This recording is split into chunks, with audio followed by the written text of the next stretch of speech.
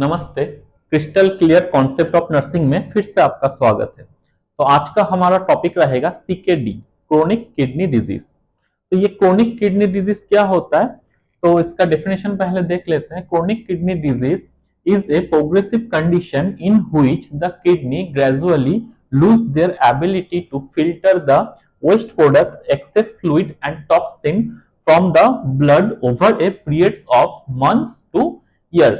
तो ये chronic kidney disease में क्या होता है, तो हम लोग का जो किडनी का जो मेन काम होता है वेस्ट प्रोडक्ट को रिमूव करना, ब्लड को फिल्टर करना, ठीक है, फिर टॉक्सिन को रिमूव करना ब्लड से। तो ये जो काम वो करता है, वो काम करने का क्षमता वो खो देता है, ठीक है, धीरे धीरे वो वीक हो जाता है। तो इसको हम लोग क्रोनिक किडनी डिजीज बोलते हैं, सीकेडी। तो इसका मेनली फंक्शन हम देख लेते हैं। किडनी का पहले नॉर्मल फंक्शन देख लेते हैं, क्या क्या किडनी एक्चुअल में हम लोग का बॉडी में काम करता है। जैसे कि filter waste product from the blood. Filter waste product, हम लोग का बॉडी का जितना वेस्ट प्रोडक्ट है वो उसको फिल्टर करता है किडनी, ठीक है।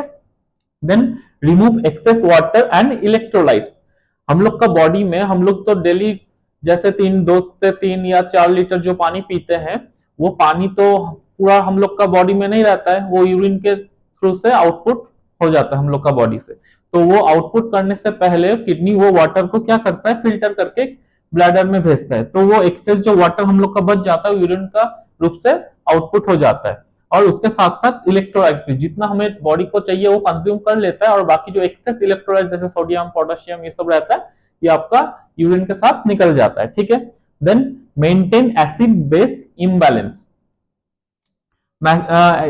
एसिड बेस बैलेंस को किडनी ये करता है। देन ब्लड प्रेशर को रेगुलेट करता है। ब्लड प्रेशर को रेगुलेट मतलब ब्लड प्रेशर हम लोग का नॉर्मल ब्लड प्रेशर जैसे कि 120/80 mmHg, तो इसको बरकरार रखने के लिए जो भी करना पड़ता है वो रेगुलेट कौन करता है, किडनी करता है, ठीक है। Then produce erythropoietin. एरिथ्रोपोइटिन एक ऐसा प्रोसीजर है जैसे कि इसमें हम लोग का रेड ब्लड सेल्स फॉर्म होता है। तो रेड ब्लड सेल्स बनने का जो प्रोसीजर होता है उसको हम लोग बोलते हैं एरिथ्रोपोइटिन, क्योंकि हम लोग जानते हैं रेड ब्लड सेल का और एक नाम है एरिथ्रोसाइट्स। तो एरिथ्रोसाइट्स आपका बनने का जो प्रोसीजर होता है उसको क्या बोलते हैं, एरिथ्रोपोइटिन। तो इसमें भी किडनी आपका हेल्प करता है रेड ब्लड सेल बनने में, आरबीसी बनने में। Then activate vitamin D for healthy bones. जो हम लोग का हेल्दी बोन्स है, जो अच्छा बोन है, उसमें आपका विटामिन डी को एक्टिवेट करता है, ठीक है।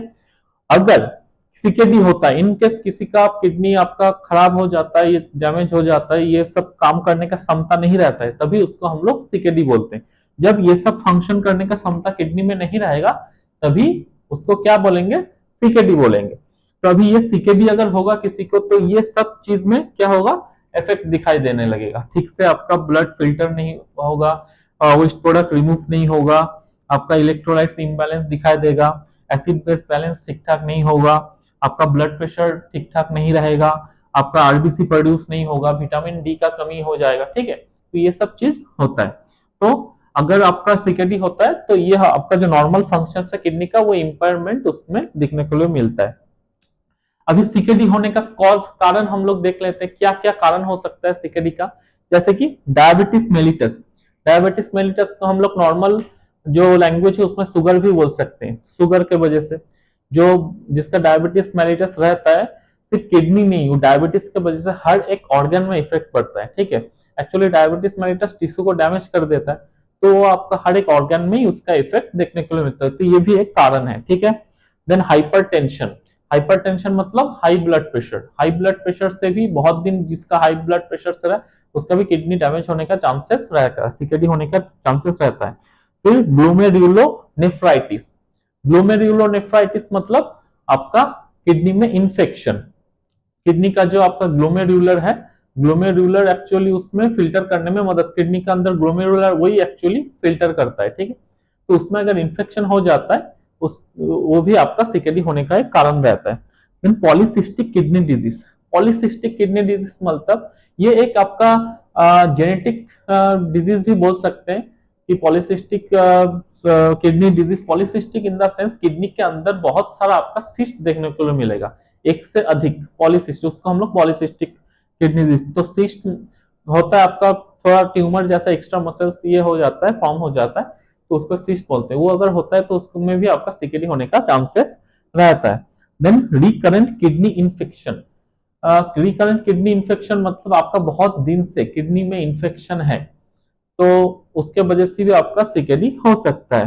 Then urinary tract obstruction, urinary tract, अगर urinary tract in the sense जिससे यूरिन पास होता है, जिस पाइप से आपका यूरिन निकलता है, उसमें अगर ऑब्स्ट्रक्शन होगा, जैसे कि आपका उसमें कोई किडनी स्टोन हो गया, किडनी स्टोन होके स्टोन आपके यूरिनरी ट्रैक्ट में फंस गया, या किसी मेल में प्रोस्टेट ग्लैंड आपका बड़ा हो गया, या आपका कुछ ट्यूमर हो गया वहां पे, तो उसके वजह से भी आपका सीकेडी हो सकता है। ठीक है, अभी आपका रिस्क फैक्टर देखते हैं, क्या क्या रिस्क फैक्टर से आपका किडनी का बीमारी हो सकता है। जैसे कि डायबिटीज, आपको पहले ही बोल दिए डायबिटीज के कारण से हो सकता है। देन हाइपरटेंशन, ब्लड प्रेशर, ये भी बोल दिए। आपका एज अगर 60 से अबव है तो सीकेडी होने का चांसेस रहता है, क्योंकि उस टाइम पे आपका अबव 60 जितना एज रहता है उसमें आपका ऑलरेडी सब ऑर्गन का जो काम करने का क्षमता है ऑलरेडी धीरे धीरे लूज होने लगता है। ठीक है, तो इसके वजह से भी ये नॉर्मल वे से हो सकता है।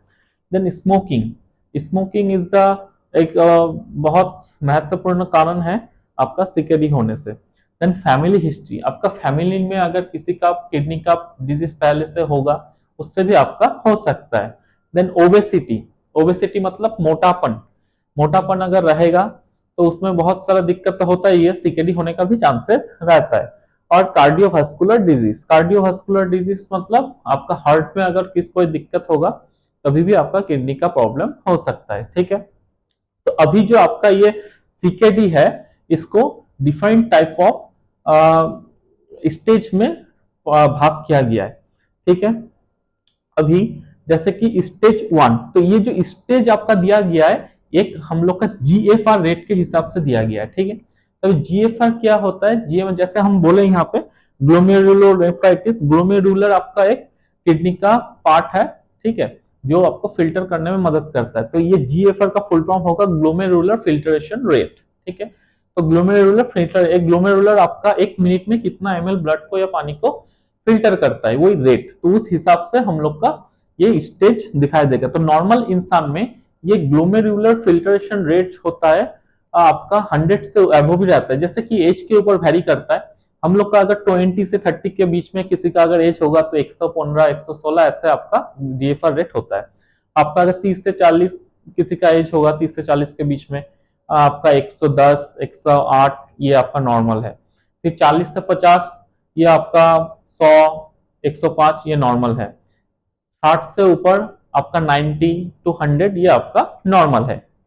तो अभी स्टेज 1 में हम लोग देखते हैं, स्टेज 1 में क्या होता है, जीएफआर रेट अगर 90 या 90 से कम होता है, ठीक है, 90 या 90 से कम होता है तो वो स्टेज 1 कहलाएगा। इसमें क्या होता है, इसमें आपका शुरू हुआ है कि किडनी डैमेज आपका होने वाला है, ये आपको सिम्टम्स दे रहा है, ये आपको पहले से सिग्नल दे रहा है कि आप अपना ट्रीटमेंट चालू कीजिए, आपका लाइफस्टाइल बदलाए, जो जो करना है आप कर सकते हैं, या टेस्ट वगैरह ट्रीटमेंट चालू कीजिए। ठीक है, स्टेज 2, स्टेज 2 में क्या होता है, जीएफआर रेट आपका 60 टू 89 के बीच में रहता है।